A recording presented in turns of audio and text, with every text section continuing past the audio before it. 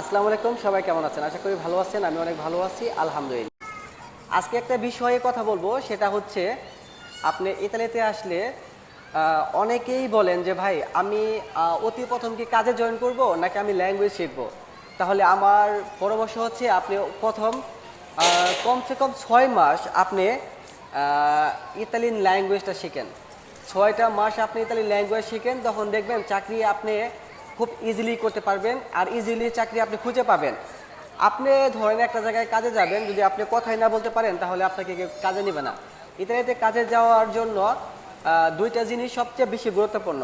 সে দুইটা জিনিস কি? প্রথম হইতেছে আপনার ডকুমেন্টস।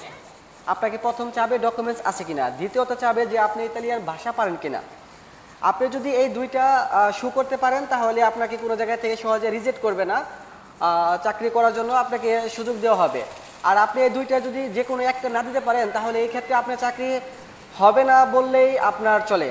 আর যদিও হয় কোনো কারণে তাহলে আপনাকে অনেক কম বেতন দেওয়া হবে, তারপর হচ্ছে আপনি সুযোগ সুবিধা পাবেন না, মানে অনেক প্রবলেম। তো আমি মনে করি যে আপনি ইতালিতে প্রথম আসলে অতি প্রথম আপনার টার্গেট থাকবে ইতালিয়ান ল্যাঙ্গুয়েজ। আপনি ল্যাঙ্গুয়েজটা শিখেন, তারপরে আপনি ডকুমেন্টস, তারপরে আপনার চাকরি এমনিতেই আপনার কাছে চলে আসবে। ধন্যবাদ।